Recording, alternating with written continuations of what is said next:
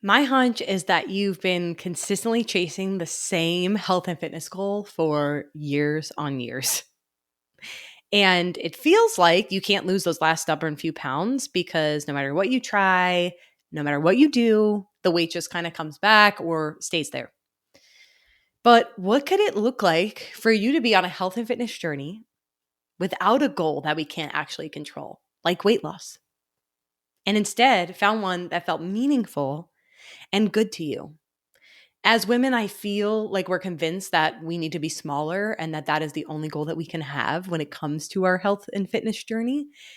And in reality, there's so much more than that. What if we chose a different narrative? What could that look like for you? Trust me, I've been there before too. I actually just recently found a handful of old journals from the beginning of my health and fitness journey. I've always been a big journaler. And when I wasn't regularly journaling, I had notebooks that are literally sitting right over there across from me. And they have all of these goals in them about I will lose XYZ pounds by a month from now, super unrealistic goals and the actions that I would take to get there. And I didn't care about anything else, honestly. I didn't think that there was anything else that I could set in terms of goals. I joined and started my health and fitness journey with that sole purpose of losing weight. And if you're anything like me, chances are you feel extremely exhausted from this cycle, this endless cycle, this constant pursuit of weight loss. And I'm really excited to tell you that there absolutely are other things that you can pursue. So I always like to make sure I preface my episodes with, especially something like this, weight loss is actually a perfectly fine goal. If that is something you are pursuing, I highly support you. And honestly, it's about 90% of what our clients come to us to work on. But I hope that by the end of this episode, you understand that there are other goals out there and that weight loss often comes as a byproduct of pursuing other goals, like getting stronger, like improving your health, overall health. And so I'm going to dive into 5 different goals. There are so many more than 5, but I just wanted to keep it concise for you all today and something that you can actually implement and other goals for you to focus on that you can maybe add on to your weight loss goal or just get rid of your weight loss goal altogether and focus on these things instead. Because trust me, my friends, it's so much more fun over here. Let's dive in.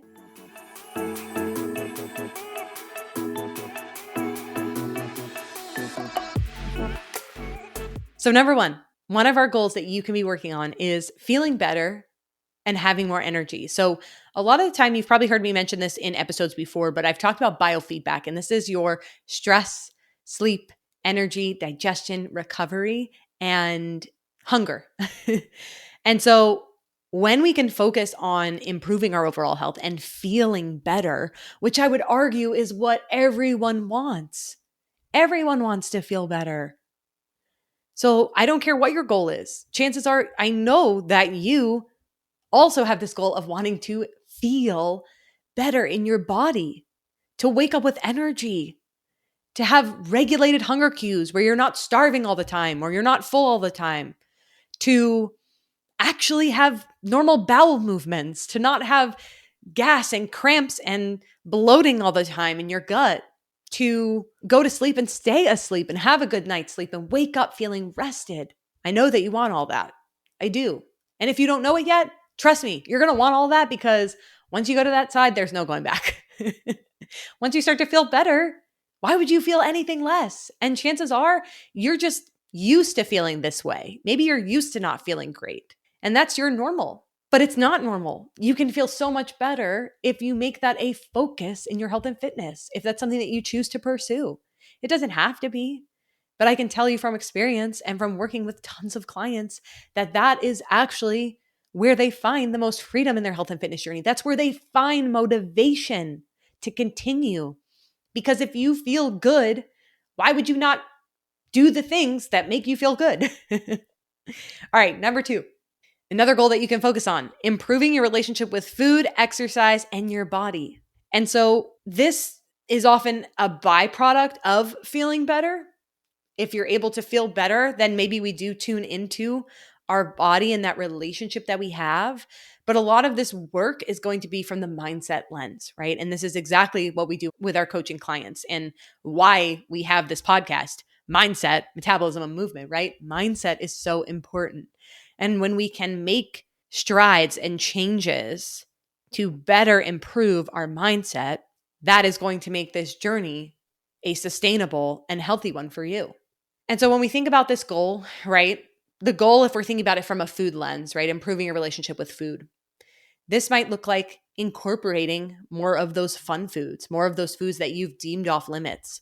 Or maybe you're coming from the opposite way, and maybe you do need to incorporate more nutrient dense foods, right? Both of those are fine. And you find a happy balance for yourself that doesn't make you stress about food or wonder what you're going to eat at every meal or be worried about over snacking when you get home from work or overindulging at night because you didn't give yourself enough food during the day, right? That's improving your relationship with food. When you can start to view food more from an experience or from a fuel perspective, right? Food is fuel, but it's also memories, culture. It is so much more than just what we eat. And when you can treat it that way and realize that it is that way, then your relationship with food can get stronger and you can feel more confident being around food. You can keep foods in the house that were once tempting for you and that you thought that you couldn't keep around because you were afraid that you would overindulge in them. When we think about improving your relationship with exercise, what if you could exercise because you enjoyed it? Not because you felt like you had to do it to look a certain way or had to do it to lose weight. And what if you chose an exercise that you actually enjoyed doing? Instead of forcing yourself to do miles and miles of cardio, what could it look like to lift some weights if you enjoy that? What could it look like to have a nice balanced program where you're doing some strength training and you also have some cardiovascular training? Maybe you're incorporating some yoga for both your mind and your body. Maybe you're incorporating daily walks and getting your body moving. You can make your health and fitness, especially your exercise component, something that you love. That is something that we're all about at Harvest Coaching, right? Like, yes, there are things that are going to be better for your weight loss goals. There are going to be things that are just going to be better for your longevity, like strength training. But we also want you to do what you enjoy. So if you enjoy HIIT classes every now and then and a couple per week, that's great. We'll incorporate those. But don't just do this exercise because you feel that's the exercise that you need to do. I hope that this is opening up some doors for you. If you were improving your relationship with your body, what if we were seeking a more neutral place? What if we were able to love our body, but also want to make changes to it? What if we were able to recognize that body confidence and is an emotion, right? It's something that is going to fluctuate. There are going to be some days where we don't feel great about our body. And instead of beating ourselves up about that and reducing our calories and restricting the foods that we eat and doing more cardio, like, what if we just accepted that it's normal for your confidence in your body and your body image to fluctuate and to change? I think so many times we're searching for this ground of body positivity. And I, of course, support that movement. But I think that sometimes it can be an unrealistic goal to constantly be positive about your body. You are going to not always feel great about your body because your body doesn't always feel great anyway. Like, what's going on inside, it doesn't always feel great. And so if you can instead choose more of a neutral place, right? What if we could be in this space of body neutrality where, okay, yeah, I recognize that I might not have a lot of confidence today, but I also know that my period's coming up and that's kind of just throwing my body off. Or I didn't sleep all the night before. So of course, like, my body's a little bit slow to functioning. So therefore I don't feel great, right? Instead of beating ourselves up about it, instead just being more objective and realizing that it's an emotion like anything else, right? Just like our happiness is going to flow in and out, so is our body image and how we feel about our bodies. All right, the next goal you can work on is getting in control of your eating habits. So this one is something, especially if you feel like you have foods that are off limits and you feel like you can't be around certain foods, or you feel like you just have no concept of what it's like to eat enough for your body, right? Whether you're under eating or overeating. You can set this goal of getting in control of the habits that you have around food. It's never about the food itself, my friends. It's never about the food itself. It is about the emotions and the stress and the situations and the context of your life. And so when we think about getting in control of our eating habits, I want you to think about, When do my eating habits become a problem for me? What situations? What emotions? What else is going on in life? Is it when I'm really stressed? Is it when I'm lonely? Is it when I am struggling with avoiding things? I know for me, that can happen for me, and stress for sure. And when we can understand where these habits are coming from, then we can start to change those habits. They're habits like anything else. You just have to replace them with a new habit. So the more awareness that you can create around your actual eating habits, the more that you can choose new habits and replace them with better habits, right? You can unlearn habits just as much as you can implement new ones and replace old ones with new ones. And so I encourage you to tune into what your eating habits currently look like and how can we choose what do you want those eating habits to look like and what are the causes of these habits. So for example, if you are somebody who realizes that when you are stressed or when you get home from work and you're really stressed, the first thing that you do is turn to food, that's just a habit. That's just a behavior. What if instead of turning to food, what if you went for a walk? What if you did a workout? Would you still come back and want to eat your feelings away? Or would that relationship be different now? So it's just a matter of breaking that habit, that pattern, and being able to replace it with something else that feels good to you. That's really what it's about. All right, number 4, being more consistent without having to rely on motivation. So I'm going to dive a little bit into this one. We actually already have an episode on 7 tips to create more consistency in your health and fitness journey. That's episode number 44. So if you're struggling with consistency, I highly recommend checking that episode out. But we can actually set this as a goal, right? This is one of my favorite ways for clients to track progress is actually, have you been more consistent? Are you more consistently showing up for yourself? Are you working out more consistently? Are you choosing more nutrient dense foods consistently? Are you hitting your protein goal more consistently? Are you incorporating veggies more consistently, right? This can work for any goal that you have. But when we're thinking about consistency, remember, it's consistency over perfection. We are not trying to be perfect. That is not what consistency means. We are not trying to hit our habits 100% of the time. That is completely unrealistic. We give ourselves some wiggle room, and I tell clients to shoot for about 75%. 75%.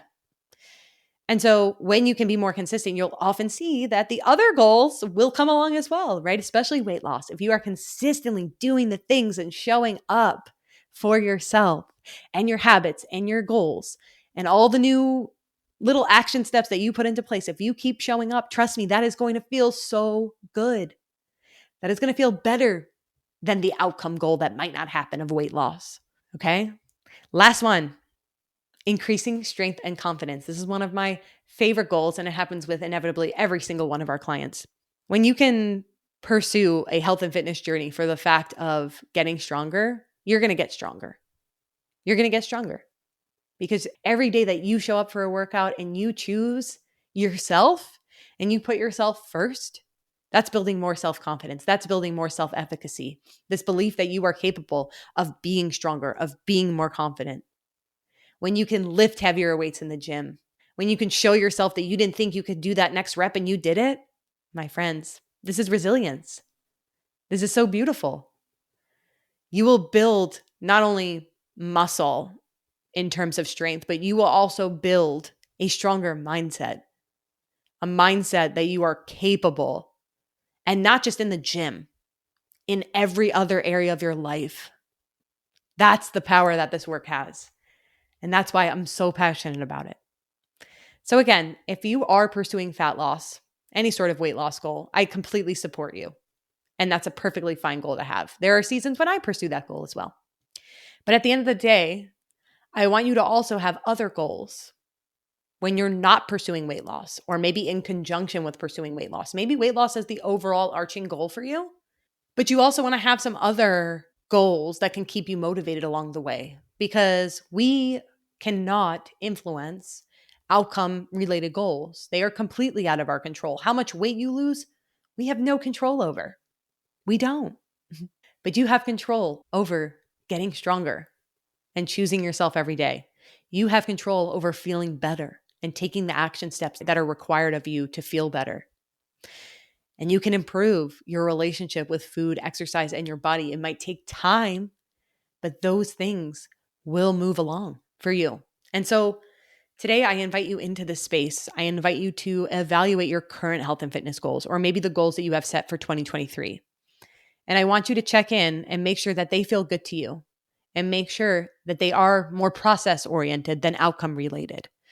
What I mean by that is I want them to be things that you can actually do. A process goal is something that is an action step that you can take every day. That's what a process goal looks like. An outcome goal is, again, losing 10 pounds, right? Running a half marathon. We don't know if you'll complete the full marathon, right? We don't know. But you can take the steps every day. I'm going to run 3 days a week to train for my half marathon. Probably need to train a little bit more than that, but you get what I'm saying.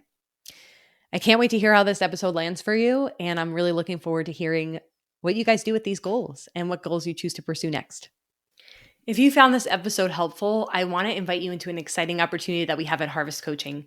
If you've been living off of 1,200 to 1,600 calories or less because you thought that's what you needed to lose weight, if you consider yourself a healthy eater but aren't sure if you're eating enough or the right foods for your body, if you want to learn how to work with your body and not against it, if you want to improve your relationship with food and incorporate foods you love without feeling guilty, then our signature one-on-one coaching program, M3, Mindset, Metabolism, and Movement, is for you. This is a fitness, nutrition, and lifestyle program that's designed to help you let go of all or nothing thinking, optimize your metabolic health, and gain more confidence. This program is right for you if your workouts leave you feeling drained, you're tired of wasting mental headspace thinking about food, and are overwhelmed by the abundance of contradicting advice. And you finally want to feel more confident in your body and the choices that you make in regards to your health and fitness. Then now is the time to apply to our signature M3 one-on-one coaching program. This is a no strings attached process, and all you have to do is apply. Even if you decide that it's not a good fit for you after our call, there will be no hard feelings at all. You'll at least get some guidance on what you can be working on from your health and fitness professional bestie.